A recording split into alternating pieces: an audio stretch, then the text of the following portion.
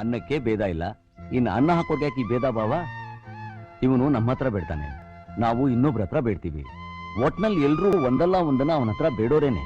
ನಿಮ್ಮ ಹತ್ರ ಇರೋದನ್ನ ಕೊಟ್ಟು ನೋಡಿ, ಅದ್ರ ಮಜಾ ಬೇರೆ.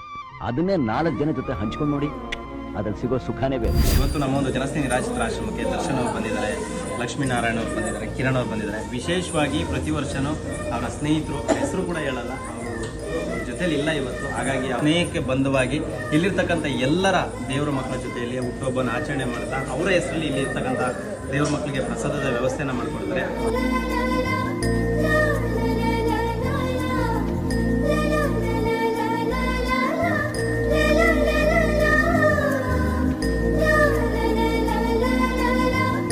ಅವರು ನಿಮ್ಮ ಜೊತೆ ಇರದೇ ಇರ್ಬೋದು, ಬಟ್ ನಿಜವಾಗ್ಲೂ ನೀವು ಮಾಡೋ ಕೆಲಸದಲ್ಲಿ ಯಾವಾಗಲೂ ನಿಮ್ಮ ಜೊತೆ ಇರ್ತಾರೆ. ಒಳ್ಳೇದಾಗಲಿ ಸರ್ ನಿಮಗೆ. ಅವರ ಹೆಸರಲ್ಲಿ ಪುಣ್ಯದ ಕೆಲಸನ ಪ್ರತಿ ವರ್ಷ ಮಾಡ್ತಾ ಇದ್ದೀರಾ. ಇದು ಸೇರಿ 2ನೇ ವರ್ಷ ಬರ್ತಾ ಇರೋದು ನಿಮಗೆ. ಸೊ ಇಲ್ಲಿರ್ತಕ್ಕಂಥ ಎಲ್ರಿಗೂ ಪ್ರಸಾದದ ವ್ಯವಸ್ಥೆ ಮಾಡಿಕೊಟ್ಟಿದ್ದೀರಾ. ದೇವ್ರು ಒಳ್ಳೇದು ಮಾಡಲಿ. ಜೋರಾಗಿ ಒಂದ್ಸತಿ ಕ್ಲಾಸ್ ಮಾಡಿರಿ ಎಲ್ಲರೂ.